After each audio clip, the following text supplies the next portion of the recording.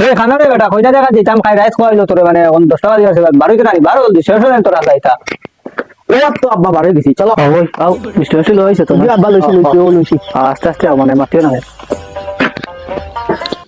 Bihari party সকালে phone মারলা Abu বলুন তাই না দেখো ফোন মারিয়ে দেখি নাও তো আইছেন বিয়ে যাই আসসালামু আলাইকুম ওয়া আলাইকুম আসসালাম ওয়া আলাইকুম আসসালাম ওই এখন চেয়ার আনতে বিহারি বই নেই যাও বই না জি আপনি বই জি আমি বই দিই